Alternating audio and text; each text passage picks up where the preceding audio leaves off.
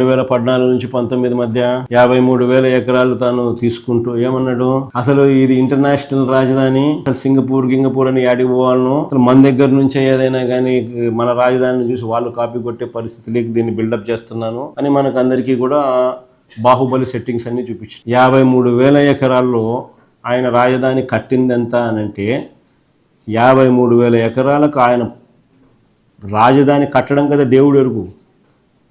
ఆ 53,000 ఎకరాలలో రోడ్లు వేయడానికి, కరెంట్ ఇవ్వడానికి, డ్రైనేజ్ కనెక్షన్ ఇవ్వడానికి, నీళ్ళు ఇవ్వడానికి, వీటికే ఎకరాకు 2 కోట్లు అవుతుందని తానే డిపిఆర్ ఇచ్చినాడు.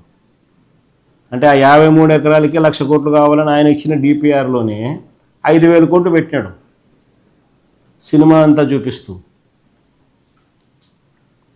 మళ్ళా ఈరోజు ఏం చేస్తా ఉన్నాడు, 53,000 ఎకరాలు సరిపోదు, ఆ రోజేమో సెల్ఫ్ ఫైనాన్స్ మోడల్ అన్నాడు.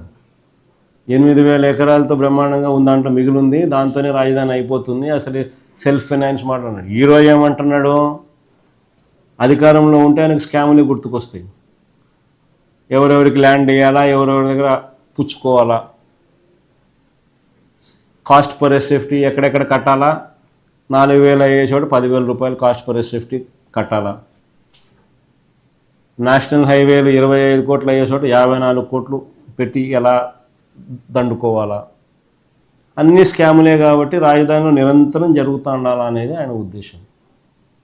53 ఎకరాలకి గతి లేదు, ఇంకొక 53 ఎకరాలు, ఇంకొక 53,000 ఎకరాలు మళ్ళీ తీసుకునేదానికి రైతుల దగ్గర నుంచి వెనకాడడం. బేసిక్లీ ఏంది, ఈయన బినామీలు ముందుగానే ల్యాండ్ కొంటారు, కొనిన తర్వాత ఆ ల్యాండ్ ఈయన తీసుకొని తన బినామీలకు మాత్రం తను ప్లాట్లు ఇచ్చుకోవాల్సిన చోటు ఇచ్చుకుంటాడు, మిగిలిన వాళ్ళకు ప్లాట్లు వేరే చోటు ఇస్తాడు. అక్కడ డెవలప్మెంటే జరగదు.